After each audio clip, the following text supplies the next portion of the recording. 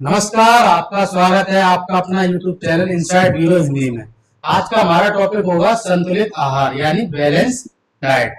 इसमें हम जानेंगे कि हमको डेली यूज में जैसे कार्बोहाइड्रेट, विटामिन और क्या नाम प्रोटीन हमको डेली में यूज में कितनी चाहिए, आज हम इसी के बारे में जानेंगे। चलिए वीडियो की शुरुआत करते हैं। हमारा आज सबसे पहला परिचय होगा भोजन और पोषण।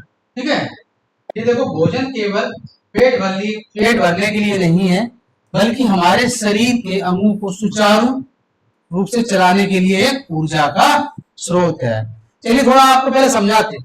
ठीक है, इसमें यानी है क्या ये समझो। ये तो पहले एक डायग्राम समझो। ये डायग्राम बना रखा है मैंने। इसमें देखो, जब आप गाड़ी यानी मोटरसाइकिल, जब आप गाड़ी चलाते हो मोटरसाइकिल चलाते हो, उसमें क्या जरूरत पड़ती है? उसमें आपको फ्यूल की जरूरत पड़ती है ना।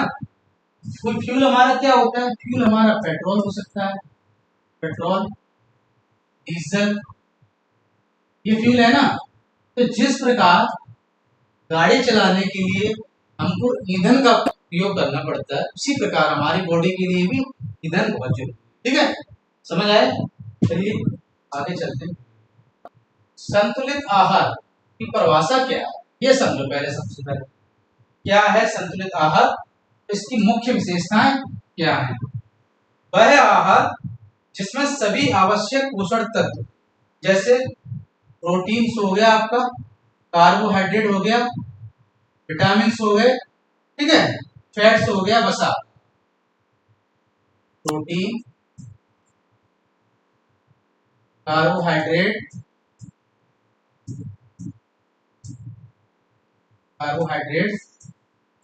आपकी विटामिन और आपका हो गया फैट्स। ये दे रखा है इसमें, देखो, कार्बोहाइड्रेट, प्रोटीन, वसा, विटामिन और खनिज, ये हमारे शरीर की आवश्यकता अनुसार उचित मात्रा में उपलब्ध है। कहने का मतलब ये हमारी बॉडी में एक उचित मात्रा होनी चाहिए, ना ज्यादा कम होना चाहिए, ना ज्यादा अधिक होना चाहिए।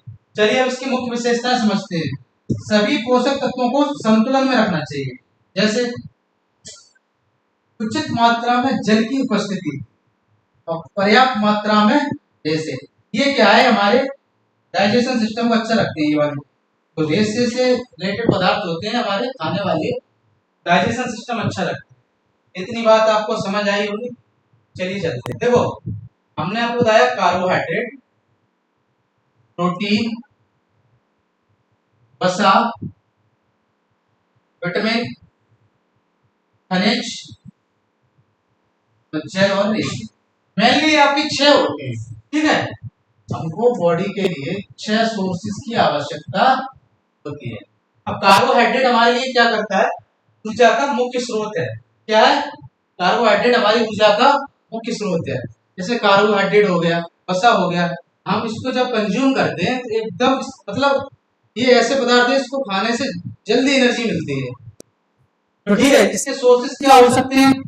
कार्बोहाइड्रेट के जैसे चावल हो गया, ठीक है, और जो चावल हो गया, ठीक है।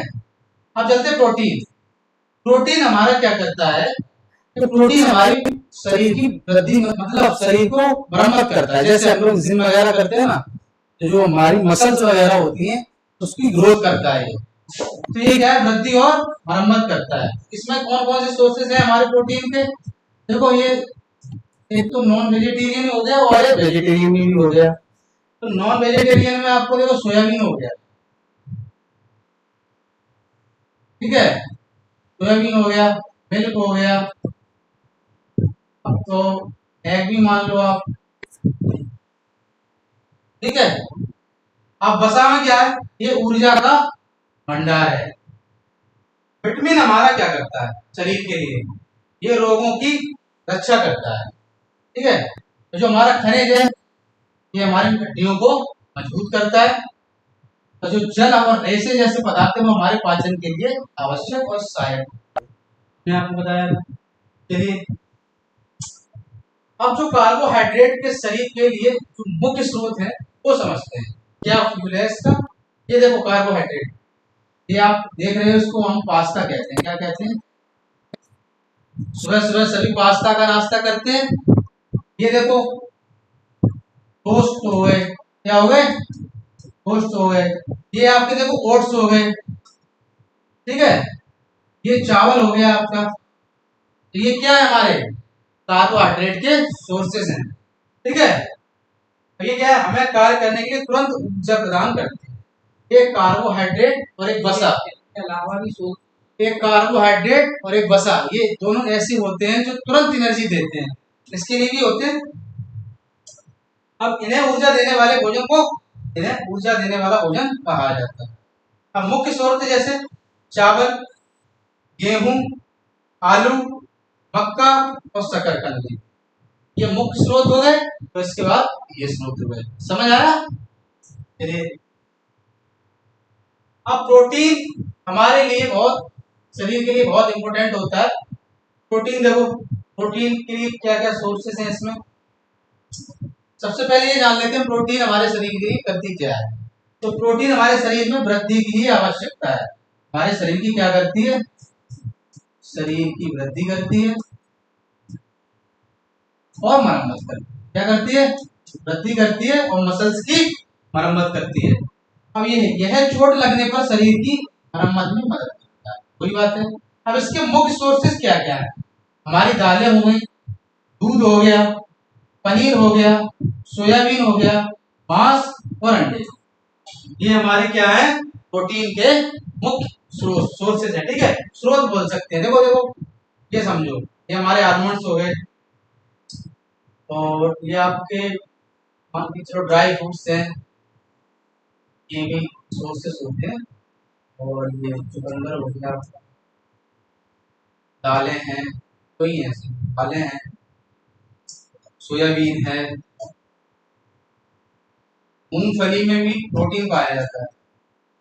अब सबसे बड़ी बात ये होती है, जो सबसे ज्यादा प्रोटीन किस में पाया जाता है? सबसे ज्यादा प्रोटीन पाया जाता है हमारे सोयाबीन, ठीक है। आगे चलते हैं। अब वसा, जिसको हम बोलते हैं फैट, वसा को क्या बोलते हैं? फैट। हाँ देखो, फैट के सोर्सेस क्या क्या है? फैट के सोर्सेस ये देखो, एक तो हमारा बटर हो गया, जिसको हम बोलते हैं देसी घी। क्या बोलते हैं? देसी घी। बटर को क्या बोलते हैं? देसी घी। और ये हमारा ऑयल हो गया, वेजिटेरियन ऑयल, जैसे ऑलिव ऑयल हो गया। आप ऑयल में आप सरसों का तेल खाते हैं, सरसों का तेल हो गया, ठीक है। नारियल का तेल भी, कहीं साउथ में नारियल का तेल भी यूज करते हैं खाने के लिए, ठीक है। कई जगह जैतून का तेल भी यूज करते हैं खाने के लिए, जैसे। तो ये हो गए हमारे फैट के सोर्सेस। अब देखो, ये क्या है? एवोकाडो, इसमें भी पाया जाता है, और मीट और फिश में, मछली में पाया जाता है। जो मछली होती है, कई मतलब कुछ ऐसी प्रकार की मछलियां होती है जिसमें वसा की मात्रा ज्यादा होती है। अब हमारा चॉकलेट में भी पाया जाता है, ठीक है, कुछ मात्रा में पाया जाता है। ये क्या है? हमारे वसा के सोर्सेस होते हैं। अब इसको पहले जान लेते हैं, ये क्या करता है, वसा हमारे शरीर के लिए इंपॉर्टेंट क्यों है, ये समझते हैं। वसा हमारे शरीर के लिए कार्बोहाइड्रेट की तुलना में एक अधिक ऊर्जा देता है। हमने आपको बताया था, जो कार्बोहाइड्रेट था वो तुरंत एनर्जी देता है, लेकिन उससे ज्यादा एनर्जी हमें कौन देता है? वसा। कौन देता है? वसा। कार्बोहाइड्रेट की तुलना में वसा एनर्जी ज्यादा देता है। अब इसको समझो, ये शरीर को हमको गर्म रखने में मदद करता है, शरीर को गर्म रखने में मदद करता है, ऊर्जा के भंडार के रूप में कार्य करती है। वसा हमारा क्या करती है? ऊर्जा के भंडार के रूप में कार्य करती है। अब इसके सोर्सेस देखो, क्या क्या सोर्सेस हैं इसके। तेल हो गया, घी हो गया, मक्खन, मूंगफली, बादाम, ठीक है। ये हमारे सोर्सेस हो गए। अब आते हैं हम विटामिन पे। हमारे शरीर के लिए विटामिन भी बहुत आवश्यक है। जिस प्रकार कार्बोहाइड्रेट, प्रोटीन, खनिज लवण, उसी प्रकार विटामिन भी हमारे शरीर के लिए। आप समझते हैं विटामिन की सोर्सेस देखिए। विटामिन हमारे लिए क्या करती है? आंखों और हड्डियों की रक्षा करती है। जिसको हम क्या, विटामिन का मेन काम होता है प्रतिरोधक क्षमता बढ़ाना। क्या होता है?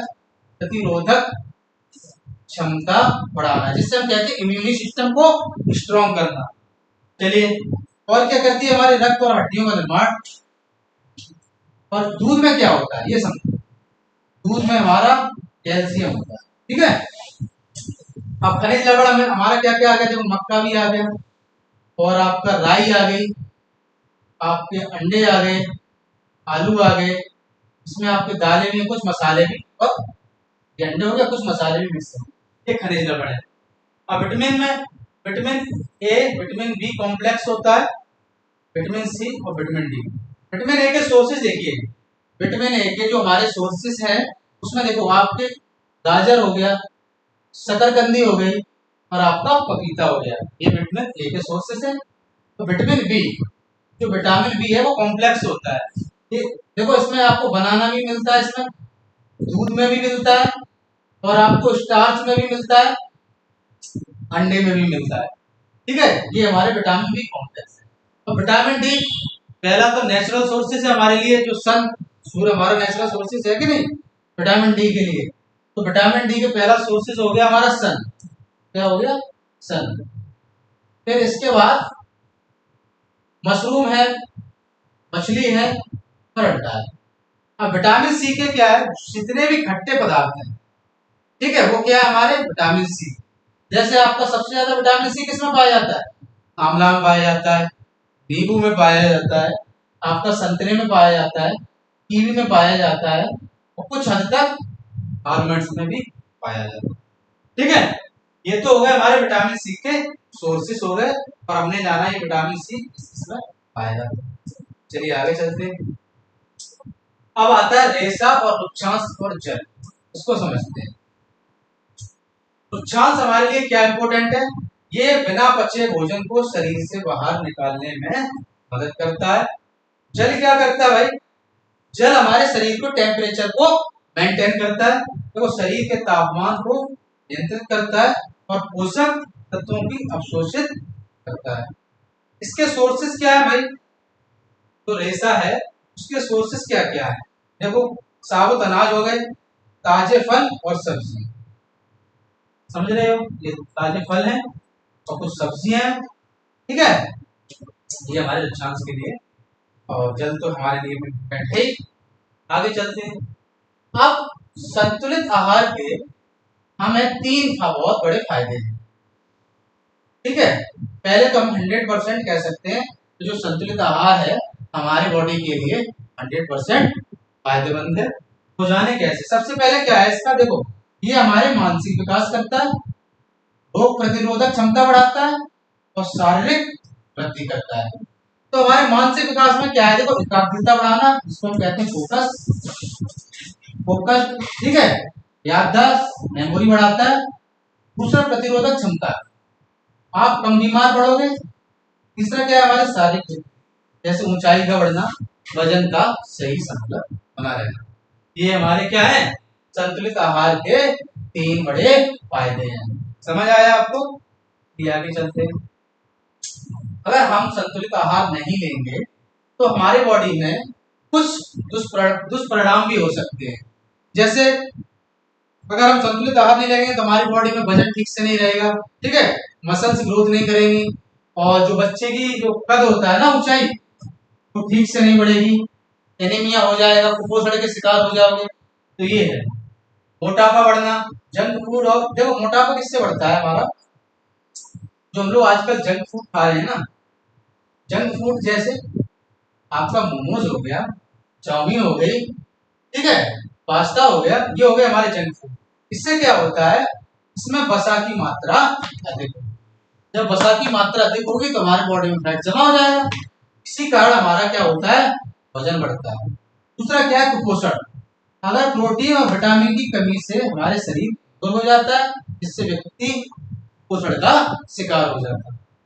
अब एनीमिया, एनीमिया क्या है, आयरन की कमी से रक्त की मात्रा कम हो जाती है, इससे हमें क्या होता है, बॉडी में थकान आती है, क्या आती है, बॉडी हमारी थकान हो जाती है, ये होता है हमारा एनीमिया से। ये लक्षण है, अगर हम संतुलित आहार नहीं लेंगे तो हमारे बॉडी में ये लक्षण आपको दिख सकते हैं। पता क्या है, कमजोरी, पर्याप्त कार्बोहाइड्रेट न मिलने से कार्य करना असमर्थता। चलिए आगे चलते हैं। अब देखो एक क्वेश्चन है आपके, आप इस क्वेश्चन को देखो, अगर आपने वीडियो को अच्छी से देखा होगा तो आप ये क्वेश्चन आराम से कर लो। क्वेश्चन क्या कह रहा है, इनमें से कौन सा ऊर्जा देने वाला भोजन कहलाता है। अब इसमें आपके 3 प्रश्न हैं, ऑप्शन है, सॉरी, कार्बोहाइड्रेट, वसा, विटामिन और खनिज, प्रोटीन और रेशे। ठीक है, ये क्वेश्चन आंसर आपके लिए है, आप इसको कमेंट में बताओगे इसका आंसर क्या है। अब हम आपको एक टेबल दिखाते हैं, इस टेबल में क्या होगा कि हमारे लिए कौन से विटामिन जरूरी हैं और हमारे लिए कौन से खनिज जरूरी है, कितना हमको डेली में प्रोटीन विटामिन लेना चाहिए। चलिए आगे चलते हैं। ये है हमारी टेबल, क्या है, ये हमारी टेबल। टेबल में क्या है, दैनिक पोषक तो आवश्यकता चार्ट है, ठीक है, समझते हैं इसको। अब ये हमारे हो गए, टेबल को ध्यान से पढ़ना, ये हो गए हमारे पोषक तत्व, ये आपके प्रकार और कार्य हैं। हमको दैनिक आवश्यकता, बच्चों के लिए कितनी चाहिए प्रोटीन या फिर कार्बोहाइड्रेट या वसा, और वयस्कों के लिए कितनी चाहिए, और इसके नेचुरल सोर्सेस क्या क्या है ये हम जानते हैं। तो चलिए सबसे फर्स्ट नंबर पे आता है हमारा कार्बोहाइड्रेट, प्रोटीन और वसा। तो जो हमारा कार्बोहाइड्रेट है ये क्या करता है, हमने आपको बताया था, ये एनर्जी को रिलीज करता है, तो हमारी ऊर्जा जाता है। अब बच्चों के लिए एक दिन में कितना कार्बोहाइड्रेट चाहिए, 130 से लेके 200 ग्राम, ठीक है। अब वयस्कों के लिए कितना चाहिए, तो आपको 250 से 300 ग्राम। अब ये जो कार्बोहाइड्रेट है वो मिलता किसमें है, हमने बताया था आपको, चावल, रोटी, गेहूं, आलू और शकरकंदी, मक्का या केला। ये तो हो गया हमारे कार्बोहाइड्रेट्स हो गए। अब हम चलते हैं प्रोटीन पे। तो ये प्रोटीन है वो हमारे शरीर के निर्माण के लिए आवश्यकता होती है। हमने बताया था आपके शरीर की मरम्मत करती है और शारीरिक वृद्धि बढ़ाती है।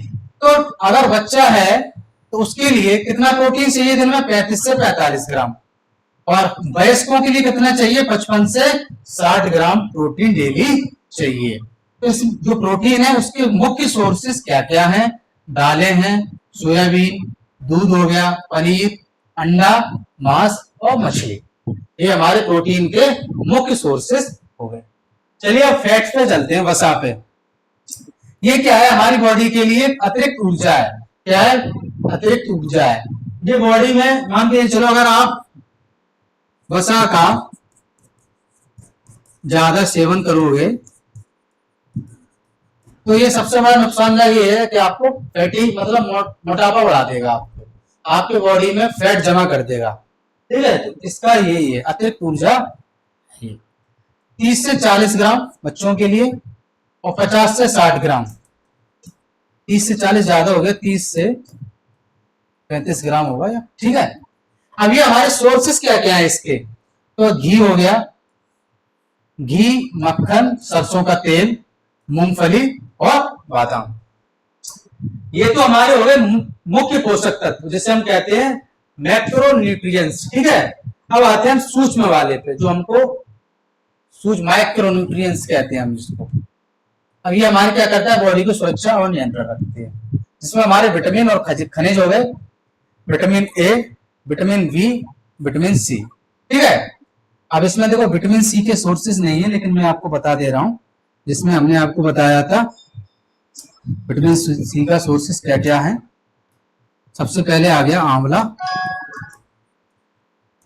आंवला हो गया, नींबू हो गया, संतरा हो गया, ठीक है, आंवला, नींबू, संतरा, जितने भी खट्टे फल है ना उनमें सभी में विटामिन सी पाया जाता है, ठीक है।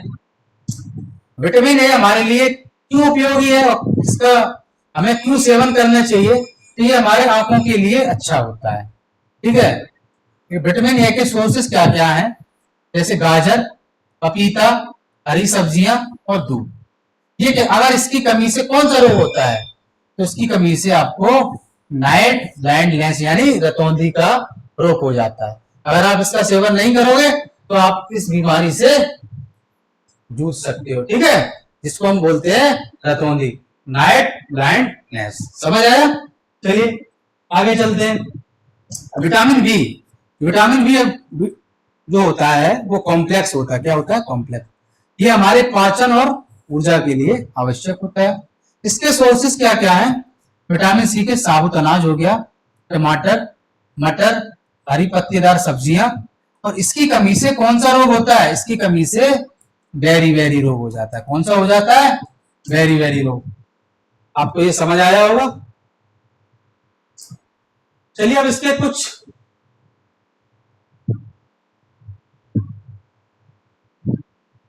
ये हमने जान लिया था ना, विटामिन डी। आप देखो विटामिन डी पे आते हैं। ये हमारा क्या है? Vitamin D. विटामिन डी हमारे शरीर के लिए क्यों आवश्यक होता है? तो विटामिन डी हमारे शरीर के लिए, हड्डियों के लिए आवश्यक होता है। ठीक है, ये आ गया विटामिन सी का, आ गया ये विटामिन सी। जब हमने बताया था ना, आंवला, नींबू, संतरा, अमरूद, खट्टे फल, इसकी कमी से कौन सा रोग हो जाता है? स्कर्वी।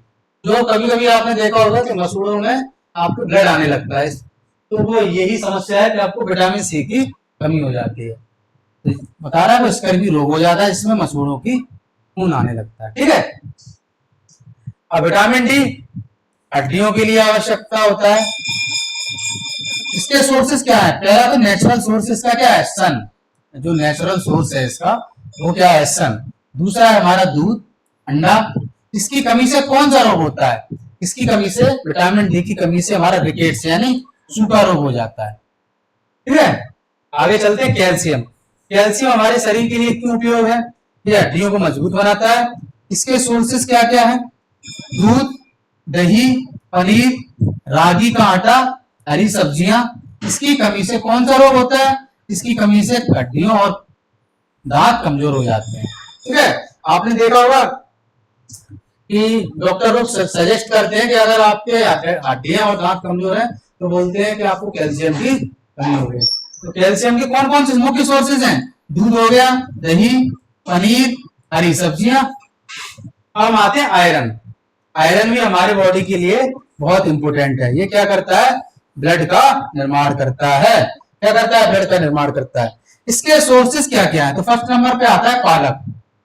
पालक हो गया, सेब, गुड़। गुड़ में भी होता है आयरन। ठीक है, गुड़ में आयरन भी होता है और क्या होता है? कार्बोहाइड्रेट्स भी होता है, क्योंकि मीठा होता है वो। क्या पाया जाता है? उसमें कार्बोहाइड्रेट भी पाया जाता है। हरी पत्तेदार सब्जियां। अब जब हम आयरन की कमी हो जाती है हमारी बॉडी में तो कौन सा रोग होता है? तो रक्त अल्पता।